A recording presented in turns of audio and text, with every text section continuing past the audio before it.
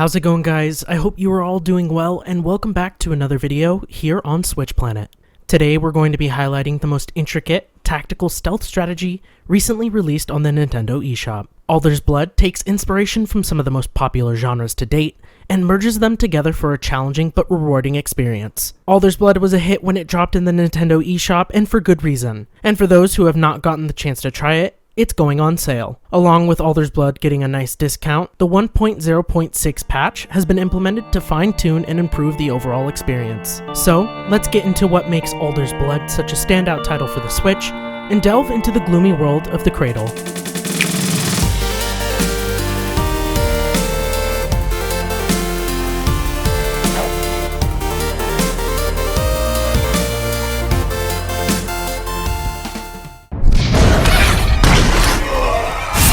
Seen the unimaginable.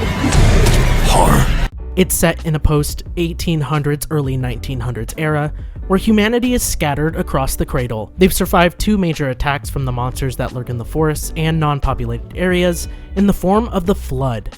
The Flood refers to a large mass of enemies that can be devastating to any town not prepared. As one of the characters perfectly explains, the first time we conquered them with swords and lances, then with gunpowder and machinery, but humanity has become comfortable and let their guard down. There has been no further advancement or preparation to fight back against a possible third attempt. In the opening sequence of the game, the hunters, who have been exiled from society, can feel something is coming. Duke, one of the most skilled hunters around, goes to find answers in the form of the corpse of God. It's pretty dark stuff, but what he does find are visions of something terrible on its way to the Cradle. It's a small little prologue, but as we go on to Act 1, we play as the chief for the rest of the game, a leader of a group of hunters who finds Duke and is warned of something terrible on its way. The exiled hunters take it upon themselves to search for those answers and warn humanity of the coming doom. Yet there is still so much at play when traveling across the different settlements and areas. Alder's Blood is a novel, packed with different story elements and details. Playing through the missions is a race to find a way to prevent the third coming of the Flood. And the hunters turn to some of the major families for help. The main storyline deals with the big issues at hand, but avoiding the side missions altogether would be a mistake, since even these side missions carry their weight in information and details. One of the strongest aspects of Alder's Blood is the overall writing and lore that you unpack after every instance. Through my first impressions and playthrough, I've gone all the way into Act 2, and as every main story quest gave me new information, the plot began to twist and turn, making me feel an urgency to play more and have the issue resolved. I'm not giving many of the details due to it being important to anyone's playthrough, but that is the premise of the entire game. There are a lot of mechanics that go into making the gameplay stand out. Alder's Blood, for lack of a better term, is difficult. The learning curve can be brutal, but the mistakes you make teach you how to succeed in the future. Since there is a lot, I want to talk about the overall board and the different factors you'll come across during combat. Each mission carries a different set of aspects, making you really strategize the best approach. These different factors are weather, darkness activity, which is the density of how many enemies are on the field, and the layout of the board. There are many different types of weather instances that can prove to be beneficial or difficult for your party. Clear weather has no benefits to either side. If windy weather comes into play, it will increase the hunter's smell trail, which, if in the direction of enemies, could give away your position.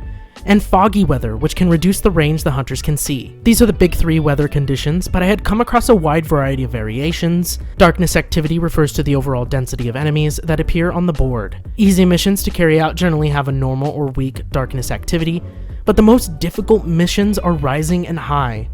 The amount of enemies on the board is intimidating, but really drives the point home that not all battles are won by brute force. The game teaches you slowly that stealth usually is your best option. The layouts all vary, each mission seems to carry a different structure to the map, and I'm all for it. With the different placements of environment and enemies, it keeps the game feeling fresh. These are the three main factors in my opinion when it comes to how you approach a mission, and how to get the best results. Yet the most unpredictable mechanic in the game that can be detrimental is the darkness. Some manifestations that can be a part of any mission to spawn more enemies, make them stronger, change the weather, or create avatars, which are very strong enemies that need to be avoided. This wild card factor being thrown into many of the missions constantly has you changing up your strategy and thinking on the spot. This game in no way is forgiving. It does not hold your hand right out of the gate, and that's fine. It's that sort of tough love that teaches you how to handle situations and overall makes you a better player, especially for the tactical strategy genre as a whole. These of course are not the only factors that make up each encounter as you progress. You will also come across different terrain that is dangerous, such as glass or acid pools. Sound also plays a big role in the game, so if you're more prone to using ranged rifles or harpoon launchers, you must take that into account of what exactly is around you. The variety of enemies is vast, ranging from small annoyances to actual environmental hazards. The enemies you are introduced to in the beginning are brawlers and shriekers. Shriekers being the easiest to take out, those are generally the ones I focus on first. Fail to do so, and they can alert other enemies in the area and give away your position. The further you progress into the story, the more enemies that are introduced, such as floaters, deathwalkers, and the aforementioned avatars. When it comes to the actual environment, watchers act as sentries, that if they are active, have a large range to alert other enemies. This game promotes taking it slow, planning out each move carefully. You do not want this to happen to you, so stealth is always the best choice. The max amount of hunters you can take with you along the mission is 3, all equipped with loadouts you see fit, a primary weapon, secondary, relics or items, and your best friend, the pebbles. There are a ton of different weapons and equipment that you can bring along. I generally bring 1 ranged hunter to take out monsters from a distance, and 2 heavies with knives to go in for backstabs and taking out the bigger prey. Backstab is a very important mechanic in the game since it drops bigger foes to the ground and makes them lose a turn, making it easier to kill them and not to do devastating damage to you.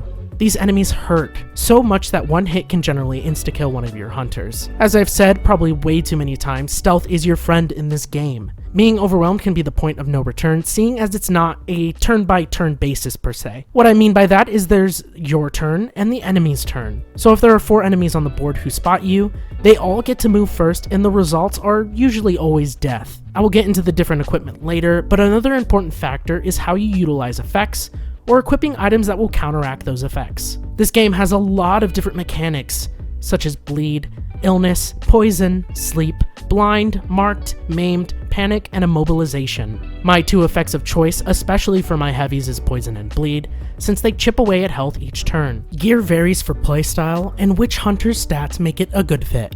There are a ton of different weapons and trinkets that you can acquire by playing the missions and purchasing from different locations. From heavy weapons such as heavy axes, maces, executioner swords, and my favorite heavy weapon, the acid smasher.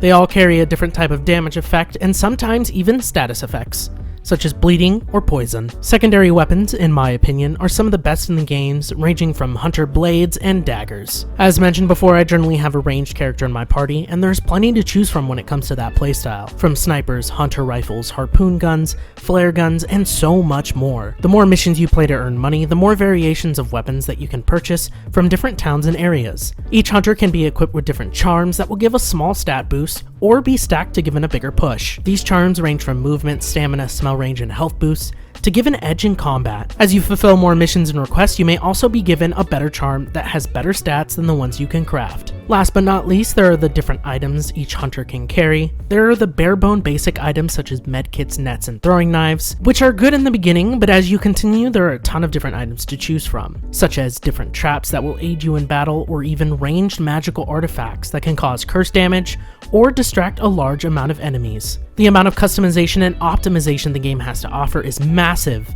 and there's a different combination that will prove beneficial. I should mention that depending on what you equip can affect how much you can carry. For example, my heavy characters could carry 1 or 2 items max, where my ranged hunter could carry absolutely nothing, since he had a trait that made him ammo dependent. For those who want a well-rounded character, some of the basic weapons that aren't too heavy hitting will be able to carry more items on their journey. Along with the story and the combat, there's a whole other aspect to this game, and that's the camping.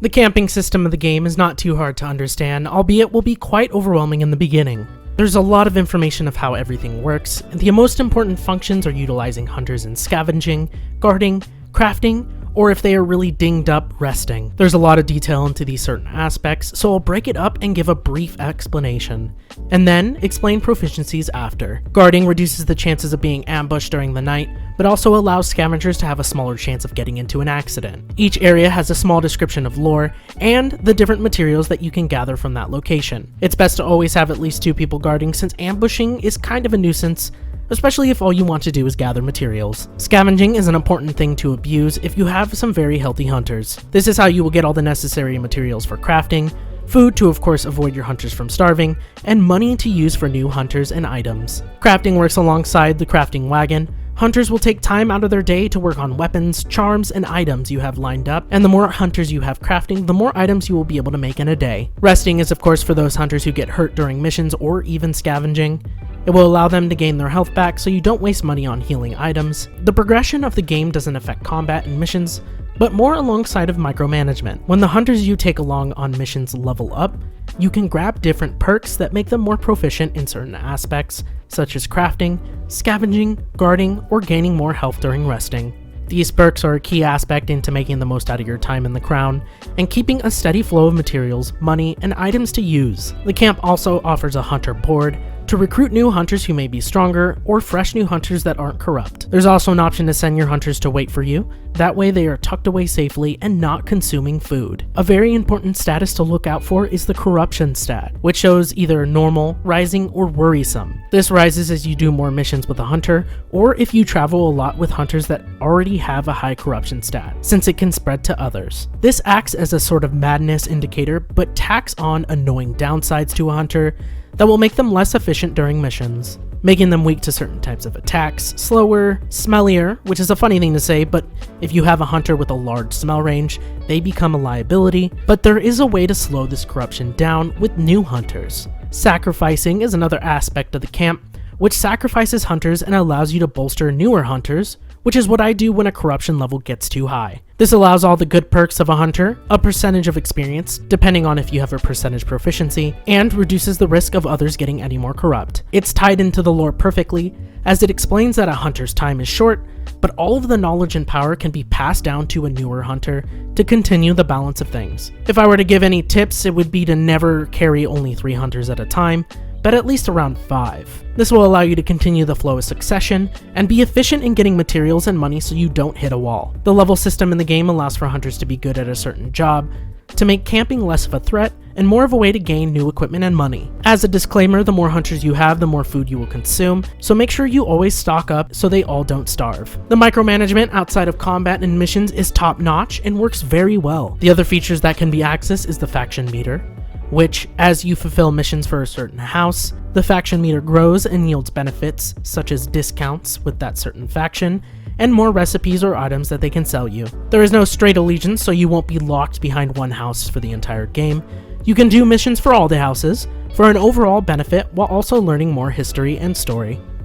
Alder's Blood is a project that you can really tell the developers took the time to refine. This game has continued to be a treat. I've sunk so many hours into it and I can't wait to jump back on and see the plot unfold. I highly recommend the title if you are a fan of the tactical strategy genre, and especially if you want something with a very bleak story. Check the description for more info on the game, and remember that it is on sale and just got a big update to it. That's all I have for you guys today. Make sure to subscribe if you're new here, and like the video. Hit the notification bell to always be notified when we drop a new video, and we'll see you guys next time. Okay everyone, thanks so much for watching. If you liked that video, please leave a like and subscribe, and ring the bell if you want to get notified when we release new content. We hope to see you in the next video.